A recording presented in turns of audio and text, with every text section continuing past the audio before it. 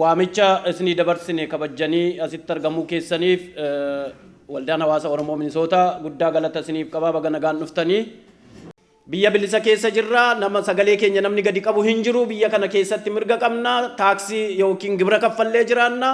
Mirguma eenyu qabu addunyaa irratti qabu mootummaan Ameerikaa nuuf kenneera, haa galatoomu. Kana akkamittiin hojiitti jijjiirranna seedhu irratti mari'annaa, galatooma. Akkasitti faanaa deemaa jirnutti fakkaataa silaa xiqqaa rabbitu beekaa. Rabbi warra jirullee nagaa haa godhu, kadeemeellee rabbi magfiraa haa godhu. Argitanii nu kulli nu argine silaa wanti godhan hin jiru. Rabbi kahafi du'arraa rabbi isaan haa dhooftu. Rabbi biyyateen nama faayidaa qabu yoo waa qabu nu haa kennu. Kana malee wanti goonu hin jiru waan dandeenyeen. Waan silaa yaada kennaa waan goonu haa goonu. Wanti goonu wanti biraa hin jiru asii wanti godhani.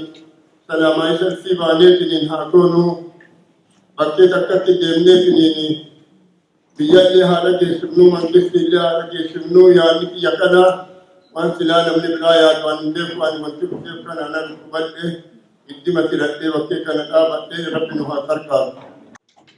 Sabni haqa barbaaduudhaa fi sabni dhugaa beeku hundumaan du'a seenaa amantii keessattis seenaa duraa keessattis fincilee dhugaa malee hin ta'u kan jedhu amaakeetaa gidduu leenca gidduu torbaan qabaa gidduu taa'eetu mirga isaatiif falmaa dhiigni Oromoo ni dhangala'aa jiru kuni sabni gaarii ta'e akkasuma dhiigi isaa dhangala'aa garuu dhiiga kana Waaqayyoo hin baasa gatii dhiiga kana.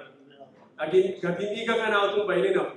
Seenaa amantii koo keessatti Waaqayyoo saba tokkoof jedhee aduu waaqarraa dhaabeera. Aduun akka itti hin baane diinatti akka dukkanaa'u yeroo isaa garuu Waaqayyootu beeka. Isa kanaaf gaaf tokko ilmaan Oromoodhaa fi gaafa diina irratti aduun dhaame diinatti dukkanaa'e ilmaan Oromoo immoo dhiiga isaa ammaa kana dhiigi isaa ammaa kun gaariidhaaf dhangala'e jedhee yeroo inni gammadu hin dhufa jedhee namana. Kanaaf Waaqayyo isa kana gochuu danda'uuni kadhadha Waaqayyo. Yaa Waaqayyo sin kadhadha.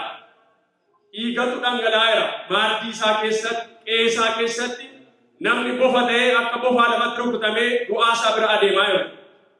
Kanaaf ati hin argita yaa Waaqayyo uumaadhaan nama addana jiru hundumaa si tuume. Magaalaa guddaa kana si tuume, biyya lafaa si tuume, samii kana si tuume, lafa kana si tuume. Ati yaa Waaqayyo warra dabaadhaan namarratti ka'an, rakkinaan namarratti ka'anii nama hacuucan hin argita. Dhiiga qulqulluu magaalaa Impaayera Itoophiyaa keessaa, Oromiyaa keessatti dhangala'aa jiru sin argita. Maqaa Gooftaa Yesuus Kiristoosiin diina keenya irratti kan dukkanaa'e. Diina keenya irratti haa dukkanaa'u. Aduun diina keenya irratti kan lixe haa ta'u. Diinni keenya wal qabatu haa dadhabu. Diinni ilmaan Oromoo maqaa Gooftaa Yesuus Kiristoosiin wal qabachuu haa dadhabu. Dhiiga ijoollee keetii hin falmitan ana mana. Gaaf tokko hin dhufa. Gaafa Oromoon boqqool qabatu. Gaafa Oromoon tokko ta'u. Gaafa inni faarfannaa galataa sii faarfatu. Gaafa inni aadaa biyya isaas hin dhufa barri suni. Bara sana immoo hin eegna. Barri sun immoo hin dhufa. Iji keenya immoo hin arga. Diina keenya irratti garuu aduun kan yaadu. Warra ijoolleen jalaa du'an kana ati isaaniin jajjabeessi. Uummata boo'aa jiru, uummata wargamaa jiru, uummata dhiphachaa jiru, keessaatti dararamaa jiru. Yaa Waaqayyo ati dhaqii harka isaanii qabii jajjabeessi. Ammayyuu sin kadhadhaa humni diinaa immoo kan nurraa galagalee haa ta'u. Maqaa Gooftaa Yesuus Kiristoosiitiin Ameen. Baatee waan isii dhagaye, lafti isii dhagaye, dhibbi isii dhagaye, dhibaayyuun isii dhagaye, gadaan isii dhagaye, gadaamoolliin isii dhagaye, kadhageetti nagaan si oolchu, nagaan si bulchu, sinii sangoomsu, sangaa hondabsu.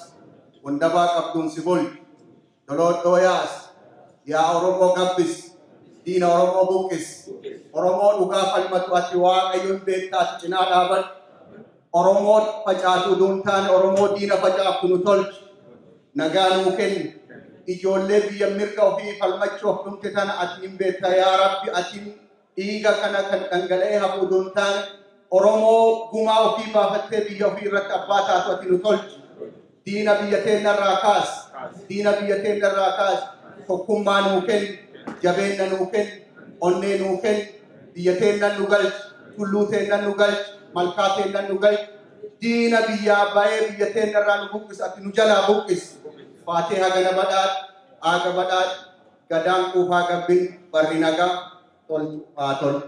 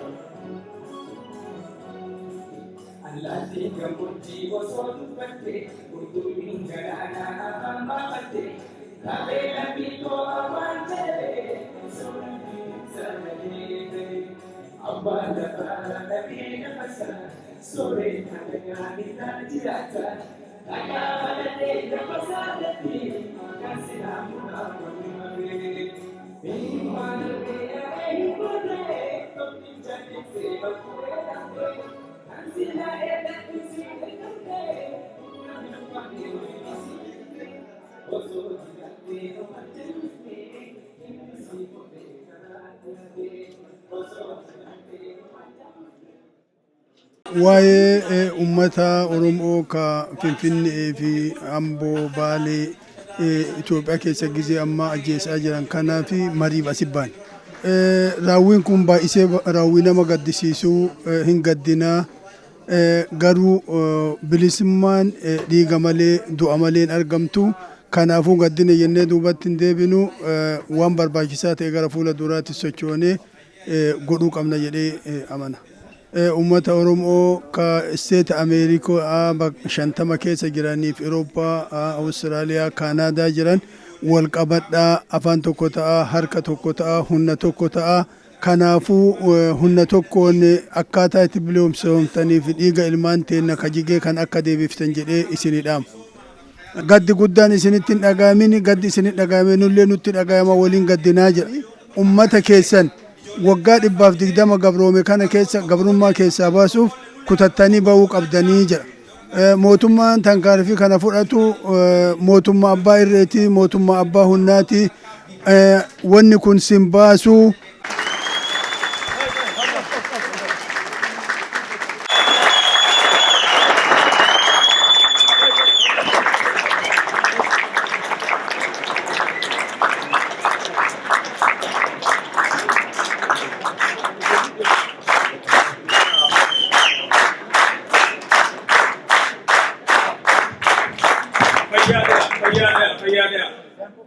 hunda duragaa aslaa aadaatii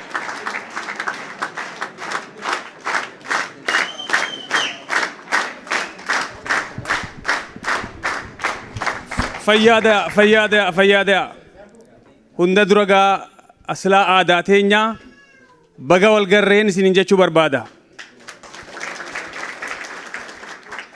Garuu baga walgarreen jee malee silaakaa aadaa teenyaatti baga nagaa walgarree jaan.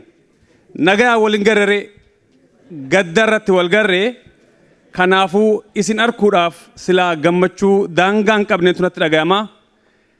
Gaddi biyya keenya keessatti gaggeeffamaa jiru ammoo gaddi natti dhaga'amu hongan qabu hamilee walitti laaqamte lamaan tanaaniin fuula keessan dura dhaabbadha.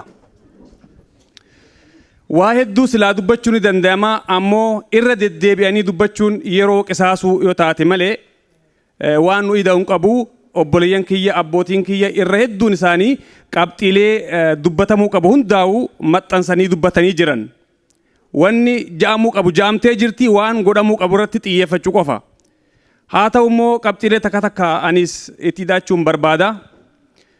Qabsoon biyya teenya keessatti gaggeeffamaa jirtu tun maali yoo jenne duula mootummaa wayyaaneedhaatii fi ummata Oromoo jidduutti gaggeeffamu. Dargaggoonni keenya maqaa ABO'dhaatiin ajjeefamaa turanii lolli ABO fi wayyaana jidduutti gaggeeffamu immoo kan raawwate bara 91-92 keessa. Achi as kan jiru waraana naashinaalizimii Oromoodhaatii fi mootummaa wayyaana jidduu jiru. Irran deebi'aa wayyaaniin kan waraanaa jirtu waboo yookaan jaarmaa biraatii miti. Naashinaalizimii Oromoodhaati. diinni guddaan mootummaa kanaatis kana hamilee sabboonummaa Oromoodhaati. Sabboonummaan kan dagaaguuf kan calaqqisu ammaas qarutee Oromoodhaatiin hayyoota Oromoodhaatiin keessumattuu dargaggoota barattootaani. Kanaaf barattoonni wayita roorroon tokko uumame dafanii wanni fincilaniif. Wayyaaniinis deebisaa isaan irra saasa wanni gootuuf dargaggoota kana mataa keessa dha'uudhaan hamilee naashinaalizimii Oromoo tana kolaasuudha. Barattoota keenya mataa keessa dhooyinaan, hayyoota keenya mataa keessa dhooyinaan warra dammaqe haleellaan kan walitti hafu hamilee cabxeen, hamilee hadooddeen akka jiraatu godhuudha. Suutaan ammoo lakkuma barri dheerachaa deemuun naashinaalizimiin Oromoodhaa gad xiqqaachaa hadoodaa kolaafamee hafa shalaggijetu qaban. Hangammaatti ammoo hin danda'amne. Kanaaf wayita roorroon tokko dhufte barattoota irraa jalqabee gara qotee bulaadhaatti tarkaanfachaa wanni deemuuf. Isinis irraa osoo dhiibbaa dirqiidhaan bahaa takkaa'u yaamicha waywaata guddaa osoo hin barbaachisin buqqaatanii bakka kanatti waan argamtaniif hamileen kun hangasuma gadi fageenyaan isin keessa waan jiruuf. Akka galatoomaan jenne dhimma keessani kun. Kanaaf galata namurraa hin eeggattan dirqama bahaa jirtan. Asirratti ammoo isin ummanni Oromoodhaa kan Minneapolis keessa jirtan community takkaa'u hawaasa magaalaa Minneapolis jaamtaniiti beekamtan. Isin ammoo akkasii miti. Akkanaaf galutti isin fakkii Oromoo diasporaa ala jiru hundaati. Kanaaf osoo isin hin beeyne yeroodhaa fi seenaan dirqama tokko kan isin irratti buuseetu jira. Maaliif heddumminaan ala baatanii heddumminaan ala kan jiru isin qofaa miti. Keeniyaa dhoytan Oromoo 100,000 lakkaa'amuutu jira biyya adda addaatiis. Ammoo haala mijaawaan qaban. Oromoota ala jiru kan haala mijaawaa qabu keessaa lakkoofsa guddaadhaan kan jiru isini. Kanaafuu warri biyyoota biraa jiru hundinuu isin fakkii guddaa godhateeti eeggata. Oromiyaan maal jettee miti warri alaa kaju Oromiyaan maa afaan cancalamee jira dubbachuu hin danda'u kachi. Minneapolis maal jee isin caqasa namni.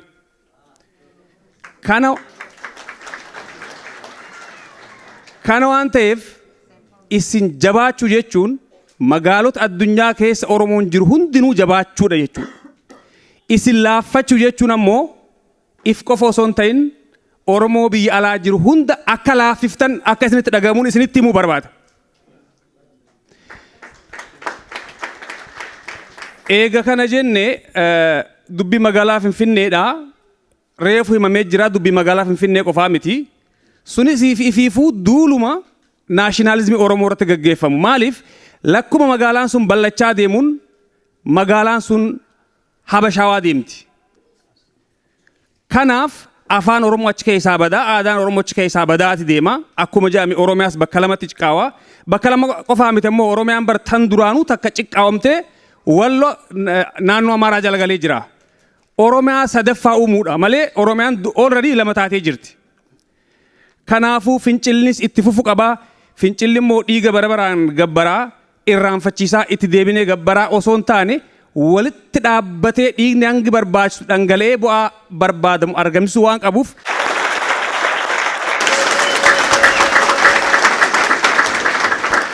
Jabaadhaa haa wal jajjabeessinuu dhaamsuma juun qabaati galatoomaa fayyaada waan na caqaftaniif. Har'a wanni asitti argamnee fi tarkaanfii suukaneessaa ilmi namaa kabajaa dhabee ilmaan namaa gatii dhabdee biyya keenyatti rasaasan dhumatte gaddanutti dhagame ilmaan keenyaaf qabeenya keenya fi eenyummaa keenya kahaalee waan ta'eef akka Oromootitti wal yaamnee as teenya. Hamma tokko dhiiga ilmaan Oromootiin falmaa jagnootatiin Oromiyaa wanni jedhu lafa kaayamee afaan keenya ka ukkaamame afaan ittiin baratanii fi naannawa keenyatti ittiin bulfamu tahee jira. Garuu roorroon suni dhumate jechuu hin dandeenye. Mirgoota dhiiga namaatiin goototaan argame kanarra dhaabbannee Oromiyaa ka jedhu san maxxanfannee Oromummaa mul'atte san maxxanfannee qubee afaan keenyan barreessuu fi ufiin bulchuu san ittiin daanya'amuu san yookaan mana seeratti ittiin wal bulfannu san irra dhaabbannee maxxanfannee kanu hafu abbaan biyyummaa keenya nu mirkanaa'utu roorroo kana hambisa. Abbaan biyyummaa keenya eenyummaan keenya nu mirkanaa'utu aangoo siyaasaa kadhamne biyya keenya irratti abbaa biyyaa ta'utu waan kana hambisa. Maatii ijoolleen irraa dhumaniif ilmaan tun ilmaan kennaa dhiigni dhangala'e dhiiga kennaa dhiiga ilmaan kennati nutti dhagamee jira boonnee jirra maatii saniif jajjabinna rabbi isinii haa kennu jechaa dhiigni isaan dhangala'e dhiiga sar'eeti miti dhiiga kabajaa oromummaatiif dhangala'e dhiiga eenyummaa keenyaaf dachii keenyaaf dhangala'e dhiiga lammiif dhangala'e dhiiga badee hafuu miti dhiiga seenan yaadattu dhiiga nu bilisoomsu malee dhiiga sar'eeti miti akkanaanuu du'aa jira wayyaaneen hidhaa jirti bakka buute dhabamaa jira ifatti bahanii harka duwwaa dhaabbatanii eenyummaa keenyaaf dachii teenyaaf haqa dhugaa haqa taateef dachii rabbi irratti nu uumeef falmatuun isaanii kabajaa guddaa seenaa dhiiga isaaniitiin barraa'e waan ta'eef warri sunis kanatti ilaalee lafattuu namni hin du'a dhiiga oromummaaf jige ta'uu warris itti obsee nus dhiiga isaanii kana kan jigee lafatti hafuu miti dhiiga firee godhatu bilisummatti jijjiiramu godhuuf hidhannee ka'uu kenna ummata saniif warra saniif dhaamna. Bartoota Oromoo biyya keessaaf ibsaa qabsiifamee borga nama dhaamu ka bishaan itti naqamuu miti kaarra sossobanii jaarsummaa itti bobba'anii miti. Gaafin ilmaan Oromoo hamma bakka geettutti eenyummaa keenya fi dachiin keenya kabajamuu haga deebin kun nuu deebutti hidhannee duuba jirra itti fufamuu qabaa. Ar'a boonnee imimmaan aragannee gaafii guyyaa tokko akka hin taane isaan duuba jiraachuu akka ilmaan teenya beeytu kanan dhaamaf. Zamana Haile Sillaasee qotilee tokko kabade mana tokko ka gubateef afarsaata ja'amee taa'amee wanjalanyaa tokko baasuuf yakkamaa tokko baasuuf ummanni ta'a. Ar'a namni ilmi namaa farda tokkicha bade hanqate mana tokkicha gubate ka namni hundi bayee wanjalanyaa tokko baasuuf taa'u. Sun dagatamee arra gizee dimokiraasii jedhan nitti mootummaan dimokiraasii gaggeessa jedha hafuura namaa gaafii namaa karaa nagaatiin deebisuu dhiisee rasaasa fide itti gaafatamuu qaba dhiiga ilmaan teenyatii itti gaafatamuu qaba namoota kana raawwatan mana heeratti dhiyaatuu qaban murtii argatuu qaban jenosaayitiitu nutti ilaalu sanyii duguugga ilmaan namaa barattoota muhuraanota barattoota borganama jenereeshinii kana dhaalan Oromoo dhaalan balleessuu jechaan ija Oromoo balleessuu waan ta'eef heera dhiyaatuu qaba mootummaan kun yakkamaadhaa itti gaafatamuu qabda. Ummanni Oromoo akka itti ilaalu wadhaasa ofii bahee waan danda'u ijoollee waliin dhaabatee hiriira ijoollee qofa dhiisuu uduun taane zooniin Oromiyaa martinuu wali himee gaaf tokkocha hennaa isaa hiriira ba'an hiriira ijoollee waliin warri qotee bulaa warri hojjataan warri namni Oromoo ta'e Oromiyaa keessa jiru kuwwan illee wali bahee hiriira bahee mootummaa kana ofirraa deebisuu danda'u. Wanti dhaamsaan dabarsu maatii ijoollee namni wadhaansa ba'u hin kufaa wadhaansi ammoo itti fufaa kuni baasaa miti asiin duratti illee fincila diddaa garbummaa jedhaa dhumaa turanii ammallee akkasuma isaan qofa uduun taane abbootiin haawwatiin waliin bayaa yoo waliin hin baane wadhaansi bakkaan ga'u gabaabsuu waliin bayaa mootummaa waan ijoolleen gaafatte gaafadha. Ummata Oromoo biyya ambaa keessa ka jiru wanti an dabarsu tokkoffaa Oromoo waliin dhufee mari'atuu qaba. Mari'atee biyya ambaa ka jiru marii tokkocha akka itti dubbatuuf maal akka godhu mari'atee marii tana walii galee asitti ka mari'ate san biyyatti illee mari'atuu qaba. Ka mari'ate kana marii kana hennaa mari'ate Oromoon waan godhuuf ta'uufi fedha Oromoo fedha paartiitii miti fedha ummanni Oromoo irra fedhu deemuu danda'u waliigaltee waliin mari'atee waliigalee fedha ummanni Oromoo fedhu irratti walitti mari'atuu qabaa jira. Fincilli kun mana barnootaa tokko uduun taane naannoo tokko uduun taane hennaa ka'u urgee maraan akka ka'u godhuu danda'u. Yoo san fiixa bayanii fiixa bahullee yoo san danda'anii gargaarsallee yoo san argatanii mootummaa tankaarfee akkana fudhatu bara nugusaallee anillee bara kiyyaatti waan amma ijoolleen godhaartu godhaa dhufe mootummaan kufeeti dargii dhufe wayyaaneen illee hin kufti yoo kuftee boru hin jijjiirama akkuma ministeeronni dargi illee dhume ministeeronni wayyaanee illee hin dhuma warri ficcisiisa artan illee gaafa itti gaafatamtantu jira ofeeqaa warri Oromoo taatan ijoollee teessan hin ajjeesina diinat tokko sa'a wanti dhaamu kana. Keessan bara isin nu bira jirtanii deemnee waliin agarru garuu seenaan keessan akka kufee lafne itti yaadachaa jirra dhaloota dhufuttis dabarsinaa kanaaf amma ibsaa kana qabannee dhaabataa jirra jechuudha. Warri dhaloonni hafillee qabsoon kun dhawaataan itti fufaa jira hiriirri fincilli diddaa hin bullu lafa keenya hin cirru lubbuun keenya haaduu malee tanii itti fufaa jirtan kun ammallee taafuuf isinii wajjin jiraannee achi yoo akka keessanitti dhiigaan jiru ta'ellee isin yoomiyyuu isin yaadannaa yoomiyyuu isin deeggarraa yoomiyyuu isin duukaa jirraa itti fufaa injifannoon kanuma saba keessaniiti kaayyoo qabattanii kaatan kana hin dhaamsinaa diinni isin keessa seenee isin hin gurini jabaadhaa wal kabajaa waliin hiriiraa tokko ta'aa jennaa.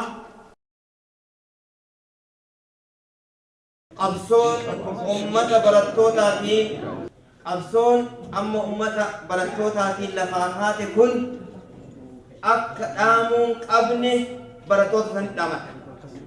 Yoo karaan kun nu itti fide malee yoo qabsoon kun finiintee dhiini keessa lafa jigee margi achirratti biqile malee akka nu karaa kana bahuu hin dandeenye waan ta'eef jecha wanni ka'e kun bakka bakkatti isin harka qullaa isaan xiyyiitiin agartee akka wanni kun dhaabachuu akka hin dandeenye haga wanni nu barbaanne yookiin wanni yaadame kun Oromoon abbaa lafaa ta'ee lafti isaa ta Oromoo taatee ta'utti akka wanti kun hin dhaabanne jechuu barattootatti dhaamadha. Bakka jiru mara qabsoon itti finiinuu qaba ganda mara wal gahuu qaba mana mara seenuu qaba jedhee dhaamsa san qaba. Afaan takkatti talammata warroota saba itti wajjin jiran ka Oromoon taanellee ofitti qabuun of jalatti ammachuun miidhaa nu mara wal fakkeessee kokkee nu qabaa jiru kan akka ofirraa falmannu akka gootan isiniin jedha tabidha. Poolisa keessa poolisni naannoo Oromiyaa ka jiru yoo namni akka Taaddasaa Birruu isin keessa ka jiraatu taate ilmaan keenya xiyyiitiin hin fixinaa jechuu isin dhaamadha. Yoo isin keessa namni akkasii ka jiraatu taate namni firri isaa garaa nyaatu sabni isaa garaa nyaatu kaangoon isaa garaa isa nyaanne yoo jiraate ilmaan keenya xiyyiitiin hin fixinaa diinni haa fixu isin dura ittiin bayinaa jechuu poolisii naannoo Oromiyaatti dhaamadha. Galatooma. Ani gabaabduma jechuu barbaada namni hedduu waan hedduu dhaameera innis miidhamni irra ga'uun ala warri jiraatan wanti kun waan naannoo Amboo yookaan naannoo Harumaayaa yookaan naannoo Mandii qofa laalchifatu waan hin taaneef wanti naannoo Finfinnee fakkeenyaa fi waan ummata naannoo Finfinnee ilaalu duuntaan is a national issue. Kanaaf bakka jirtanii warri biyyaallee warri miidiyaan garagaraa hiree isinii kennee waan jiru dhageettan ummanni alaallee ummata biyya keessa miidhaa irra jiru ummata wareegamaa bira waan jiruufi isinis karaa keessaniin onnadhaa kaa bira dhaabadhaa ijoollee dhumaartu teessanii kanuma jechoo barbaada. Namni garraamiin imooshinaaliidha dafee bu'aa dhibimmaan dafee mirgisa nama gara jabeessa kan hin boonye yeroo haa ta'u waa baruu qabna. Yaadannoon gootawwan keenya wareegamanii kan lafeen isaanii dirreetti caccabee hafe akkuma keenya biyya lafarraa deemanii saayintistii ta'anii jiraachuutu danda'anii jireenya isaanii namaa gadi jennee mataa qabannee bulluudhanii warra wareegaman itti yaadachuu kaayyoo isaan ganama kaasan sana immoo bakkaan ga'u itti fufnaa. Finfinneen ammallee irra deebi'aa Oromiyaan hin ciccittuu lubbuu keenya cita mataatu nurraa cita malee Oromiyaan hin ciccittuu lamattis hin cittuu tokkottis hin cittuu Oromiyaa tokkitti biyya tokkitti saba tokkicha mootummaa tokkicha dhaabbannaa waan asitti argamtaniif galatoomaa.